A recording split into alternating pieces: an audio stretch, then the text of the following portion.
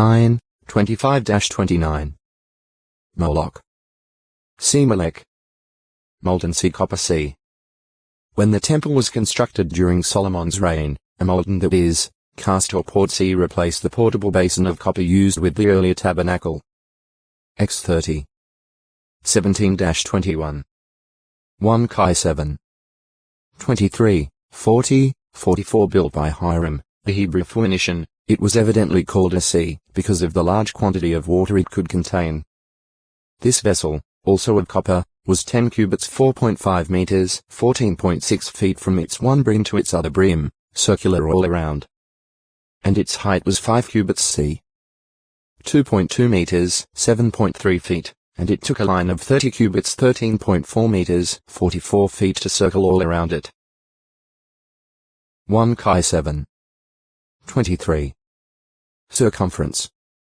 The circumference of 30 cubits is evidently a round figure, for more precisely it would be 31.4 cubits.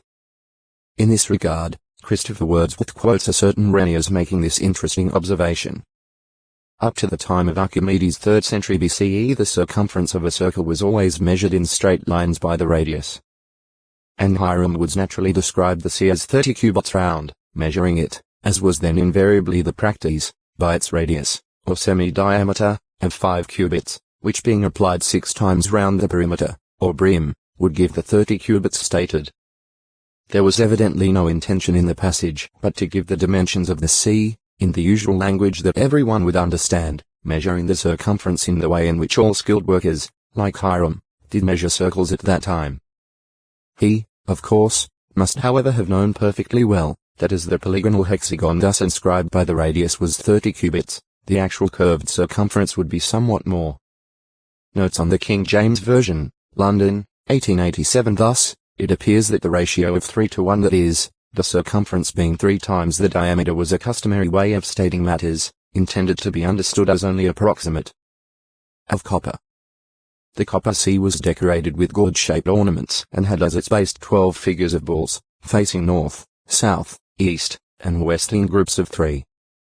The brim of the O Textoi Acute Muritra Longo Money 426 account gives the actual capacity of the vessel if filled to the brim. There is evidence that the bath measure anciently equaled about 22 L 5.8 gallons, so that, if kept at 2/3 capacity, the sea would normally hold about 44,000 L 11,620 gallons of water. For it to have had the capacity indicated, it must not have had straight sides, but instead, the sides below the rim, or lip, must have been curved, giving the vessel a bulbous shape.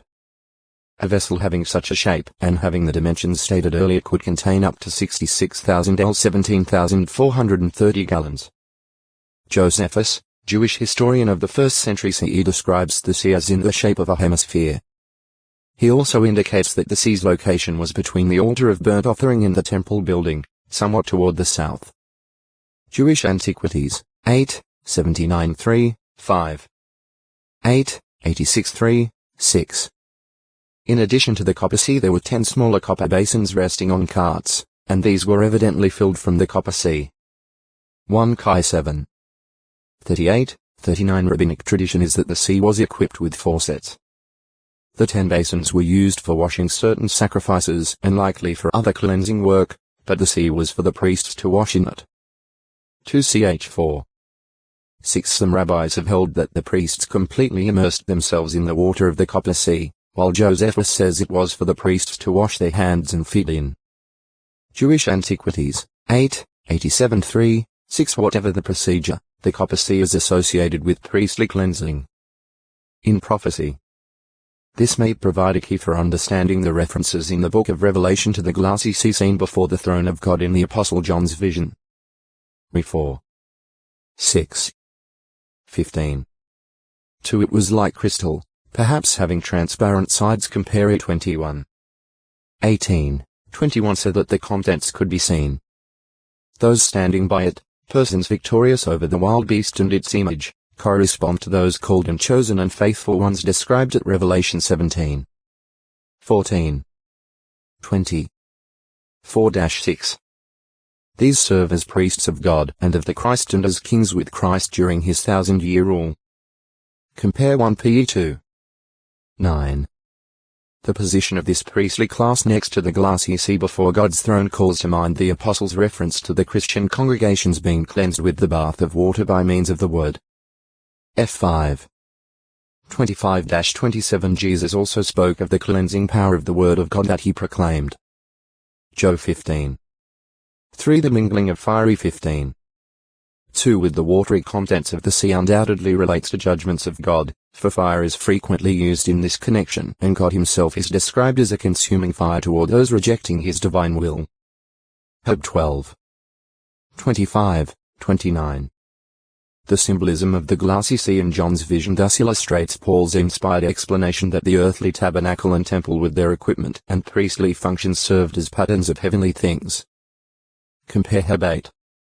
4, 5, 9, 9, 11, 23, 24, 10. 1. As to the significance of the figures of bulls on which the copper sea of Solomon's temple rested, see bull. Money.